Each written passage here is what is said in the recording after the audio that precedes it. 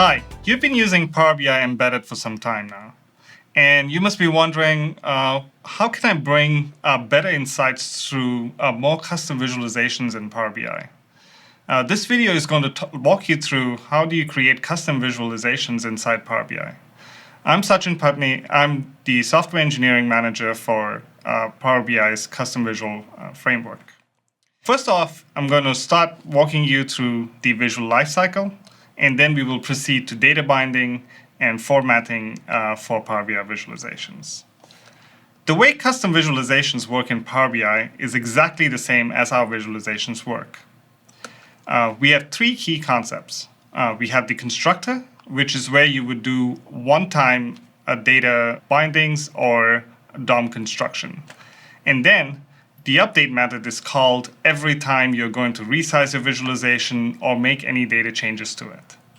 And finally, when your visualization is going to be removed from the screen, we would call the destroy method.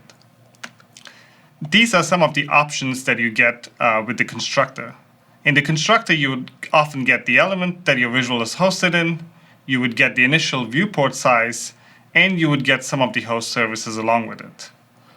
The update method will call you with the viewport again and would call you with the data that it has come updated with. Then there is the destroy method, which is called each time your visual is removed from the screen, and this is where you would typically clean up some resources. The enumerate object instances method is a little interesting, and we'll cover it in a little more detail when I code up the live example. But in essence, it's used for creating custom visualization formatting options. Some of the key points in creating a visualization is you have a view, which is typically made up of SVG elements, DOM elements, or if you use direct-2D technologies like Canvas and WebGL. What powers the view is a view model that you have designed specifically to support your visualizations. And then the third aspect is the data model, where all your data is stored in a very generic format. In Power BI, the data model is data view. Data view is essentially an abstraction on top of your data model. It contains data which comes in a few shapes: categorical, tree, single, table, and matrix. All of these also have an additional metadata about the columns, which tell you information like display name, what it should be formatted with, what is the type of this column, etc. The most common and easily understood data view shape is a table. The table data view essentially has a collection of columns and rows and has some additional information like totals. Totals are important as your data view could be potentially millions of rows, and we don't send down all this data. We would limit it to, say, 30,000 rows. But you still want to know some interesting information about what is the total of all the rows, and we provide this information through this data view. It also comes together with identities. These identities help you to uniquely identify each column so that you can go ahead and start selecting points and performing cross-filtering across visualizations. The categorical data view. The categorical data view is the one that most of the Power BI visualizations are built on. It is very similar to the table data view, except it allows you to do pre-aggregation of your columns if you wish. For example, in this case, we have values from Coke, Pepsi, and water. There are two series, there are two types of values, in this case, calorie and the score. And even though Coke might have multiple rows in the table, what it does is it combines all the values in an aggregation that is specified by the user. An example could be submission or average. And this is kind of what it looks like when it's rendered. This is a perfect segue into how do I actually build a bar chart? Power BI has recently released a bunch of command line tools that help you create custom visualizations. If you go to our GitHub page, Power BI Visuals Tools, you would be brought here to our visuals repo. And what it allows you to do is install the Power BI tools through as an NPM package, and also provides you a usage guide on how to build your first visualization. And this guide will walk you through all the details about the API. How do you set up your environment? How do you build your first visual? And we have a step-by-step commit of each change that is required. I'm going to skip some of the environment setup steps, and I'm going to bring you right into starting to develop a custom visualization. The first thing you would have done is installed the visualization through the Node modules. So if you were to type PBI-Viz on your command line, you would notice a few options that you can apply into creating visuals. So if you type PBI-Viz new, bar chart, what it does out of the box is it creates a visual template for you. Now you can walk into this directory and open up an IDE of your choice. In this case, I'm using Visual Studio's Code. So you'll see that you have a few folders here. You have visual.ts, which is sort of describes the custom visual. You have a constructor, you have update, you have destroy. You have a folder with styles. So this is typically where you would keep your style sheets. We use less so that you can organize your styles in a more organized fashion. We also have a file called the capabilities.json, and this describes data roles and data view mappings. This tells us how the UI in Power BI would map onto the data view that is supplied to you. There is pbiviz.json, which is just contains information about the API version, where the icon is, what are some of the external JavaScript libraries you have, where are your capabilities, etc. There's also the TypeScript config, which tells us what files you're going to be including as part of your visuals build. All right, so let's start. If I type PBI-Viz start, what that does is it starts up a local server, which starts serving up my visualizations. Now, in Power BI, I can go under the Settings tab, go to Settings, Developer, and I can hit this button, Enable Developer Visual for Testing. Now, when I go back and I edit my report, I will notice a special visual called the Developer Visual has appeared. I can click on it, and instantly what it's doing is sending back the visualization that came out of the box. This is just a simple visualization which shows numbers incrementing each time an update call is called. All right, some of the new features of these tools are that it offers you incremental build and update. So if I get in here and I start changing the style, say I change this to red, and when I save it, I can instantly see that my visual updates. At the same time, I can do the same thing here, where I go into my TypeScript file and I change some options. And I change some options, and I can see that it instantly updates right here. Capabilities describes what appears in this pane. So you can see this category data is matching this display name. It's trying to tell you that there are two data roles that would produce this data view mapping. And you can change these as well. For example, if I were to just change the label header, and I can see instant feedback right here. So that talked about the sort of incremental nature of how you can make changes in your IDE, and you can instantly see the reflections in Power BI. So let's try to build a bar chart. I'm going to build a bar chart using D3. And the first thing I need before I can start building is I would require the typings for the bar chart. So I go write typings, search D3, and it would list out a number of packages that I can get. And in here, I want the typings, the D3 package, and I want to install it in my global namespace. That's it. And that would download the typings for D3 and install it under my typings folder. As you can see, I have a new folder called typings, and under globals, I have D3. Now I just have to go back in my tsconfig to be sure that I'm now saying that I want to use these typings. 3, and that's it. And now I can start updating my visual code and start using D3. So if you go here and you start typing D3, you should see IntelliSense pop up for it. All right, so let me just empty out this visual and start creating our bar chart. All right, and we restart the server. Oops, I made a mistake. Can go back in here and can adjust this to the actual typings file.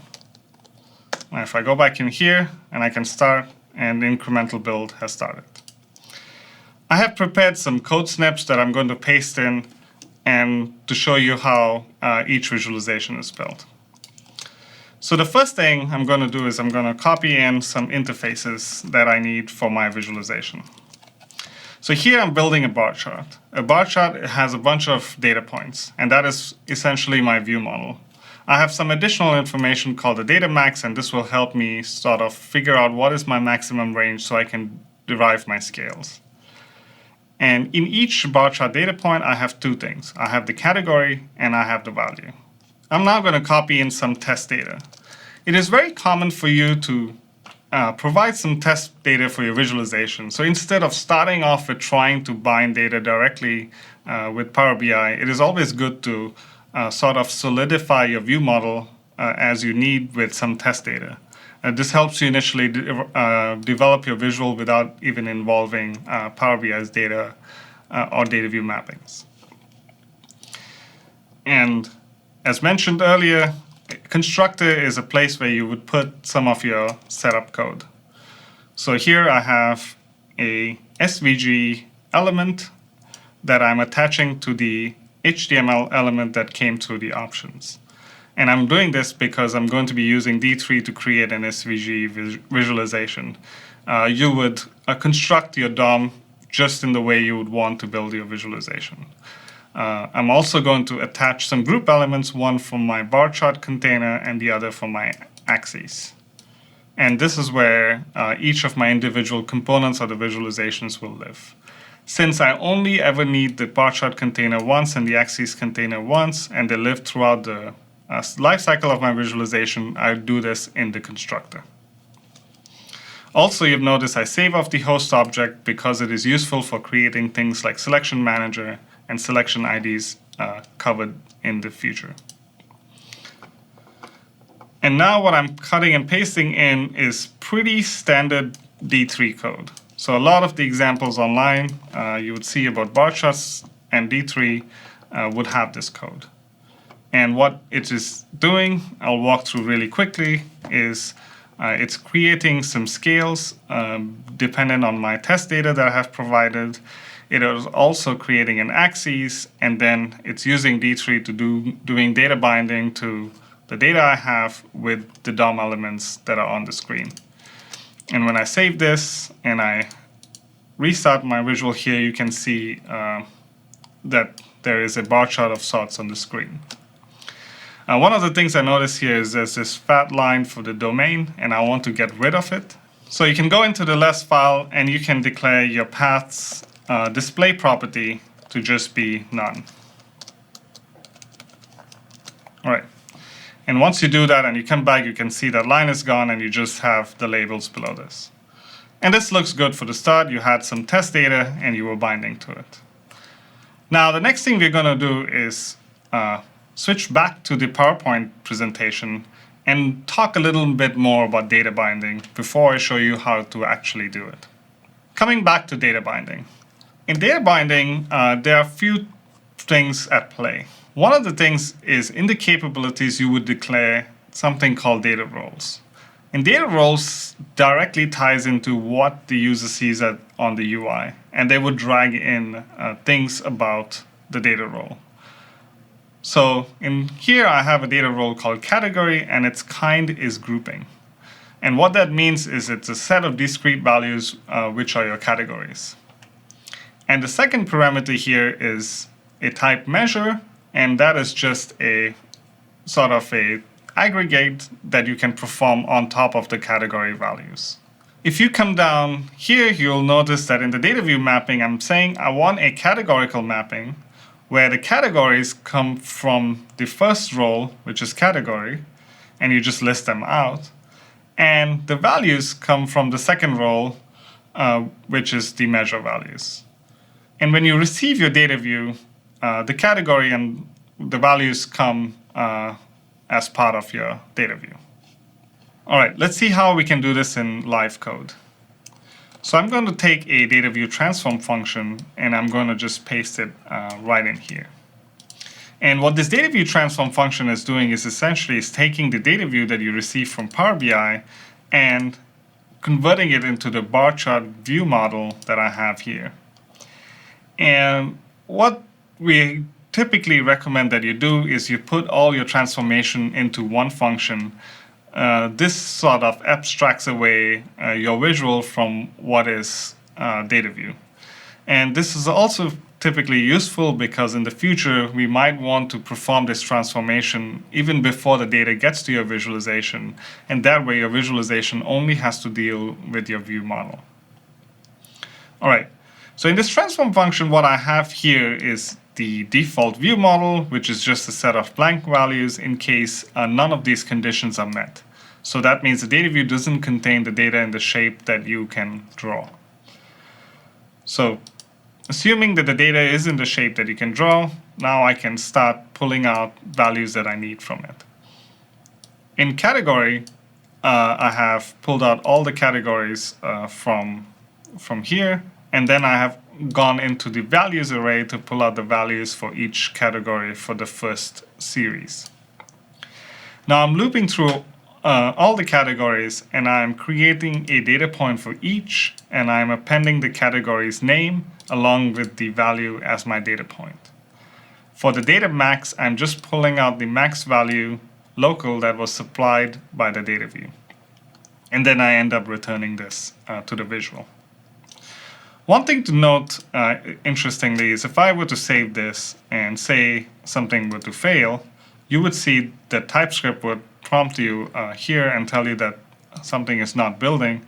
At the same time, even in the visual, you'll note that there's a compile error. This sort of gives you make sure that errors don't go unnoticed, and that while you're building a visual, if your script isn't compiling, the tools let you know. All right. So here, I would now replace my test data with my visual transform and pass in my update options and the host. And with that, we are ready to start binding real data in. And what I can do here is I can start pulling in some values. So I will pull product in, and I'll pull the number of tweets about it. And you can see now it is driven off real data. And for the data binding aspect of it, let me jump into capabilities. The capabilities here, I did not make any modifications because I was using the same capabilities that came with the original data view, which sort of fit nicely with this, where you had one category and it was of kind grouping, and then you had values, which was of kind measure. And what I was saying was the same as in the PowerPoint presentation, is that there's categories and then there is values. So categories would be populated from the category bucket, and the measure values just bind straight to the measure bucket, which correspond to this category. All right. So the next thing I have is how would you sort of make use of colors in Power BI. So the host comes with a set of colors that are used in all the visuals of Power BI. So if you go into the constructor and you look under the options and you go to host, and you'll notice colors, which is just an array of colors. The problem with using colors out of the box is that there's no way to control which color was bound to which object. And in the example that we've given online, we have sort of created a color palette control that you can use to sort of bind color values to data view objects. And let's go in and add that library into our visual. So I can go in here into my TypeScript config, and I can just say source color.ts. And if you look into the file, it doesn't have much. What it has is it creates a singleton color palette, which allows you to manage colors. So every time you get a color for a key, it either assigns a new color from the array of colors that you got, or if it already has an assigned color, then it returns that color to you. So this is sort of helps you manage your colors and bind them to keys versus you having to do them manually. Let's go back in the visual and start using this color palette. Let me get some more code out. All right. So what I need here is I'm going to modify my view model. I'm going to say that I need a color now for each category, and it would be of type string. I'm going to go in here and I'm going to create a color palette. So I'm going to say colors equal to create color palette, and I'm going to get the host colors and call reset on the color palette. And in here, what I'm going to do is I'm going to say that now each color using this color palette, let me get a color. And in the key here, what I'm using is just the category tag. So using the same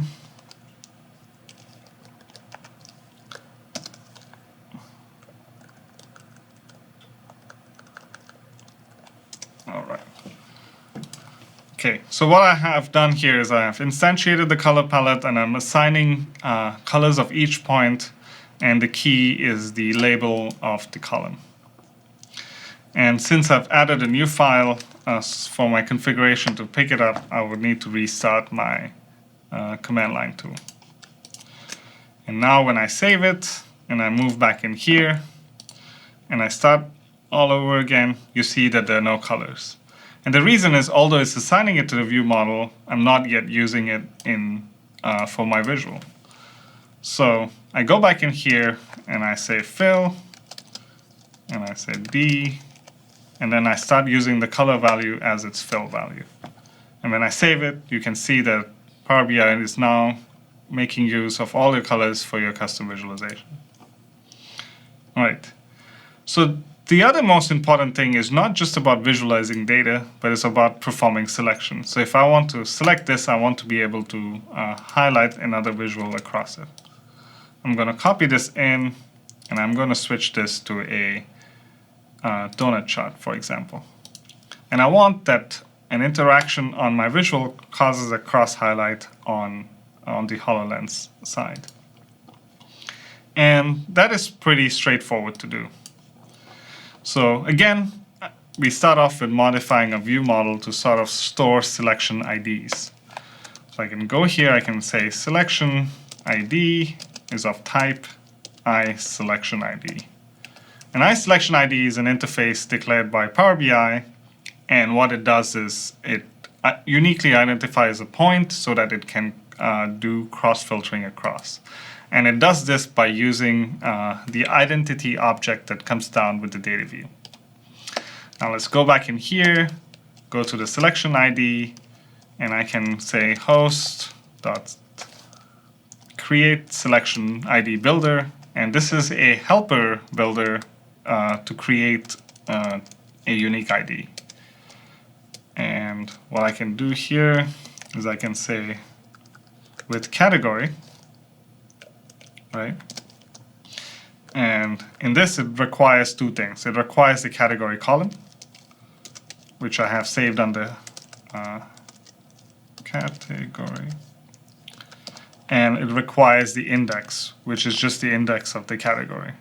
And finally, you call create selection ID, which returns the constructed selection ID. And what that will do is that will create a selection ID and now save it onto each of these points. The other thing is to make use of these selections. And that can be done by using D3 to add an event handler onto each of these IDs.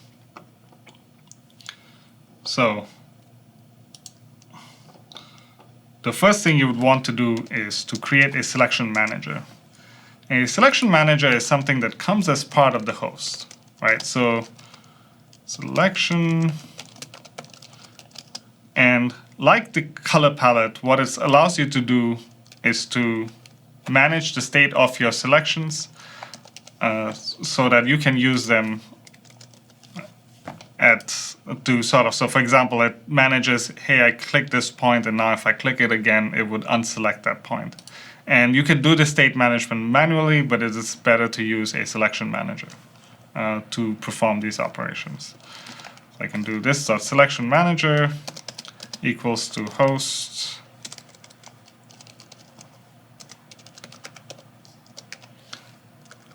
create selection manager. And I'm doing this in the constructor because I only plan to ever use the selection manager once.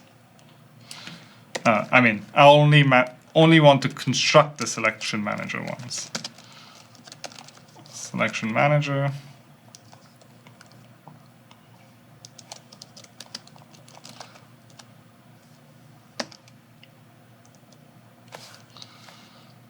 All right, and what it does is now I'm getting the selection manager, and in this function, I'm using D3 to bind each bar to a click handler. And when a user clicks an item, what it does is it would use the selection manager and use the selection ID that we generated earlier to perform a selection. That returns a promise, which would also give you the list of selection IDs that are currently selected. If the list of IDs is greater than 0, that means an item is selected and everything should go to an opacity of 0.5, and the object that is actually selected, we should set the opacity to 1. So this is what the effect looks like. And you can see the rest of them are slightly faded out while this is in context. If I click it again, it deselects and everything else is back to normal. And I can perform selections across.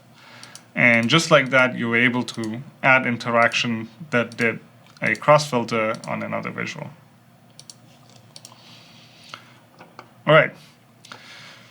So that was selection. One of the key things you would notice, so for example, let me draw your attention to this pie chart. If I click on the formatting tab, I'm able to do a bunch of things. I'm able to turn a legend on and off.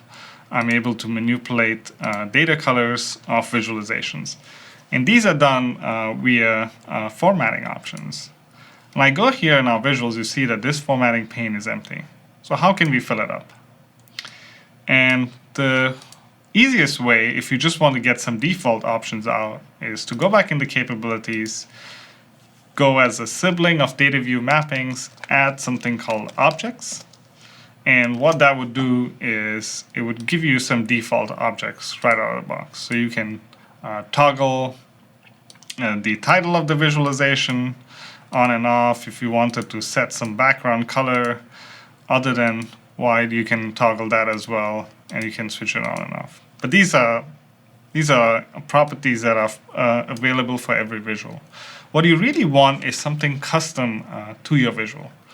For example, you want to be able to turn these axes labels on and off. Like you want to be able to either just show it without axes or not. And so let's try to add those in. Once again, I'm going to go bring in this utility, which I use to sort of extract the properties from my data view. Again, you could get these properties out manually, but it is a lot easier to do it with this utility, as it does a bunch of null checks before it returns you the property value. And let's go back in index. tsconfig, and let's add this library here.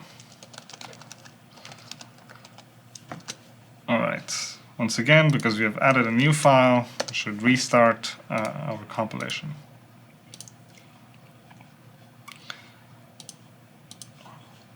All right. So the first thing I would like is to add an object for my axes, which is called enable axes, right? So I can go in here and I can just plug that right there. And so you have a bucket called enable axes, and then you have a display name for it, and then you have some properties that call it, for example, show. So maybe I just want to call this axes instead of enable axes. And so this is how it works. So this is what you see here. The title is the object, and then what's under it are the individual properties. This little button here on the title is actually exposing a very special property called show. So if you have a property called show, instead of showing it in this list, it actually just attaches itself to the parent header. And so that is what we're going to do here. We're going to have an option for the axis, and we're going to have one property called show, and the type of this property is Boolean. What the type does for you is it shows you the type of control. So Power BI will interpret that you want a Boolean type, so it gives you a switch for on and off. If you said numeric or text, it gives you a text box. If you had a fill type property, it would give you a color picker. All right, now save that, go back into the visual, and I'm going to add a new interface for bar chart settings. And you can do this in many different ways, but I like everything to be saved inside my view model.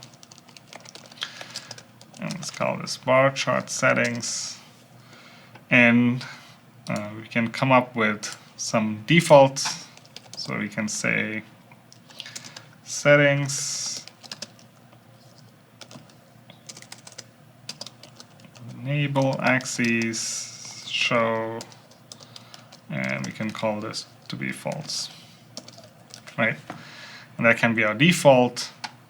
And for here, what we can do is we can pull it out from the view model. So I can go in here and I can say settings, enable axes, show, and the show corresponds to so the default is false, and the objects come from data view. So I can do data views, metadata to objects, and what I'm doing here is I'm giving the helper library my set of objects, and I'm telling it to get me this object and this particular property of that object. And the default is false. So if this doesn't exist, it would be false. And when I save this back in, if I go back into my visual, I can now see, I cannot see the property here. And why is that? And the reason it's there is because short of just declaring it in your capabilities, you also need a companion function called enumerate data view objects. And let me just copy this implementation in, and we can explain that. And what enumerate data view objects is doing is it gives you an object name that it's going to enumerate. So the property pane would call into your visual. It will say, hey, I'm going to display this object. Can you give me all the properties and the values that I would like to show? And if you do not return a properties value, what it just means is that it's going to use its default, which is undefined, and it will not show that property. So the reason we have this function is to give you a chance to be able to not display properties. It can be that a state in your visual doesn't result in a property being shown or an option is not there, and this is how you would choose to hide it. So I'm just going to do, because I need some of the settings to be able to return the value, I'm going to now save the view model in here. And call this the bar chart view model, and whenever I generate it, I'm also going to save it in my view model class. I can come back here and I can say this dot view model dot settings, and then I can get the axis settings out. Now when I come back to my property pane, you can see that my axis option is available, and I can turn it on and off. Nothing is happening because I'm not yet using it for anything, but you can see it's successfully able to toggle state. Now I just need to come in here, and I'm going to do something pretty simple, which is just going to use the view model, settings, enable axes show. If it show, then adjust the margin. If not, then don't, and that would simulate hiding of the axis. So now if I come here, you can see that the axis is hidden and shown, and this works across everything. Right. So short of changing the axis, so this is static properties. What if you wanted to individually be able for the user to control the color of this object? All right, so let's add another property. So let's add the color selector. And what color selector is going to allow you to do is being able to select the data colors of any bar chart. So here I have the display name called data colors. I have some properties called fill, and it has a display name which says color, and its type is a fill. There are a few types of fills, so we have, in this case, we are using a solid color. So you would say you have a type fill which is solid, and so the type is true. And you come back in to your visual.ts file. Same thing in your enumerate. Now you're going to want to return a case for this color selector as well, so that it can show up. And once again, I'm going to go into my view model. I'm going to get my data points. And what it's doing here is it's going through each selector, each data point, sorry, and it's creating an enumeration for it. If you notice here, I have the selector as null because it's not referring to anything specific. It's just a static property of the bar chart. Here, I actually provide the selector with the generated out of the IDE. And what that does is, because I'm trying to say that this selector or this enumeration is tied to a specific data point. So if I were to render a completely different data set in this visual, like if I were to change the bindings, then the selectors would change. And that means the colors are not just by the index numbers, but they actually correspond to this specific data point. So I've done that, and then when I go back, just one last thing that I want to do is to be able to sort of get the colors out. So I've declared the capabilities, I've declared the enumeration. Now in my transform, I need to be sure that I'm using these things again. So instead of color palette, I have colors. Let me format the code a little. So I have the default color, which I get from the category, and then and that'll be my default color. And if I go in here, let me just expand this out a little, and I would get the categorical object value, which is of type fill. I would give it the category, the index, the color selector, and say I want to extract the fill property. This is my default, and then that would be the color that I finally extract out. So I save that in.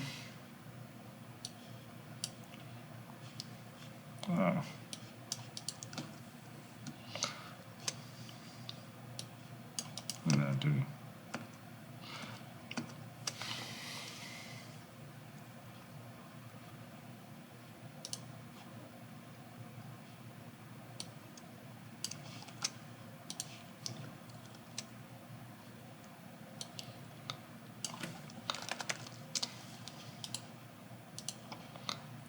So now that I have everything in place, I can save it and it will compile. And let's go back into my report. And what I can see is in data colors, I actually have colors for each of these items.